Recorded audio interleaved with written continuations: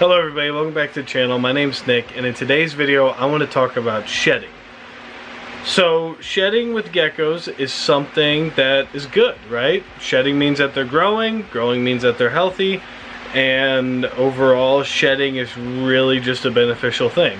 So I want to talk about some things that deal with shedding and kind of what to look for, what not to look for, when to be concerned, when not to be concerned. Okay, so the first thing I'm going to talk about is how to know when your gecko is shedding. So typically, you can tell if a gecko is shedding because usually on their skin, it will lighten up and get almost like a white bluish color. This girl's crazy today. A white bluish color, kind of. And then you'll actually see like a layer of skin, kind of like as if it's like super loose and looks like it's about to come off any second. So that's usually a good indication that they're about to shed, is looking super light and kind of looking like they have extra skin on them. So the other thing that a lot of people ask is how to tell if your gecko has shed. So is there any indications to know that your gecko has shed? And usually the answer to that is no, because crested geckos actually eat their shed.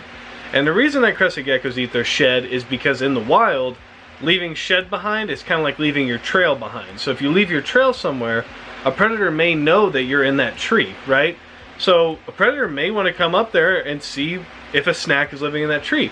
Whereas if you eat your shed, then nobody can find you because there's no evidence left behind. Now there is, I believe that there is some nutritional value behind eating their skin.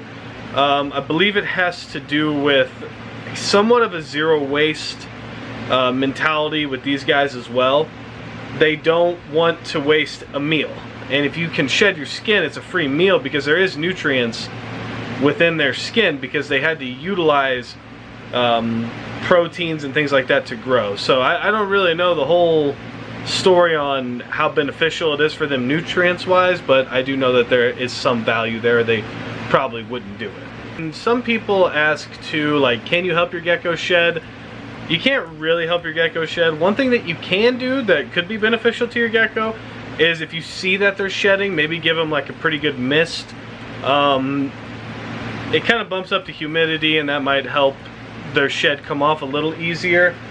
I've just noticed too that sometimes if I see that they're shedding, I spray them down. In my mind at least, I'm like, oh yeah, it was a cleaner shed because of me. So it kind of makes you feel helpful.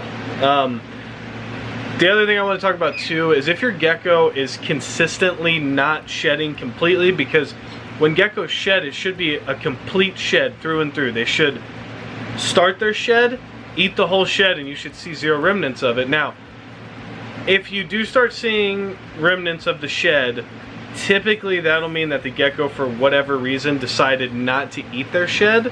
I've experienced this with a few of my geckos.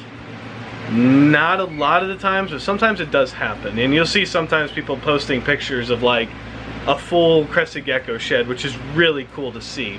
And if it happens every time, that just means your gecko is really not that hungry, because they could eat the shed if they wanted to. If your gecko is constantly having stuck shed time after time, your humidity is too low, so your gecko is struggling to get a clean shed. So at that point, what you need to do is you need to mist a little more than you normally do. So if you're misting, let's say you're misting once a day for 10 seconds. Try to do it once a day for 30 seconds and just see what happens. And if the gecko starts to shed better, then that's probably what you need to keep doing. Typically that's where things like coconut fiber and even like bioactive tanks help in, is because they maintain a fairly high humidity, which helps geckos shed without them getting like respiratory infections and things like that. So if your gecko is not shedding 100% of the time and they're stuck shed, just mist a little more, because stuck shed can build up, and in severe cases you can have severe stuck shed, and it can cause damage to the gecko's body and things like that. Just things you don't want. So if you're finding that they're not shedding consistently, go ahead, mist a little bit more. It's not going to hurt them. It's only going to help them. The last thing that I want to talk about, something kind of interesting that I've noticed through my experiences with these little guys, is that my females will tend to do a pre-lay shed. So each month they'll shed, and typically when they shed, it's right before they lay eggs. So that's something that's kind of interesting to see, because a lot of times, you know, with other reptiles you hear of pre-lay sheds, typically like ball pythons, things like that.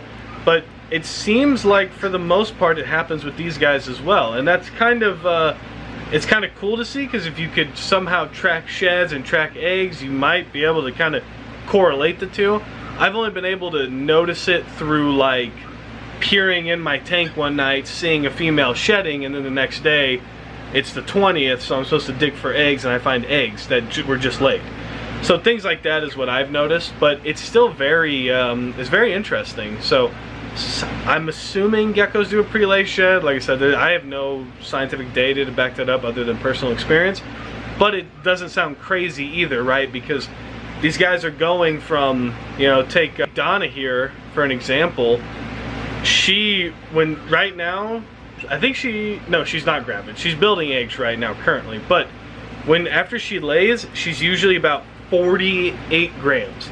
And when she tops out right before she lays, she's almost 58 grams, most of the time 56, sometimes 58. So you gotta think, 10 gram gain, they're gonna get pretty wide, so they're probably gonna have to shed at some point. But it's interesting that it seems to happen within a day or a night or a day or two of them laying. So that's something that, like I said, I just find it pretty interesting. Alright guys, that's the video talking all about shedding. I hope you liked it. If you did and you made it this far, go ahead and hit that subscribe button, give me a like. I'll be producing a lot more Crestie content over time. These are my favorite animals, so these are what I'm going to kind of focus on and just kind of educating about. So, like I said, like, subscribe, thanks for watching. Until next time, stay safe and stay positive, guys.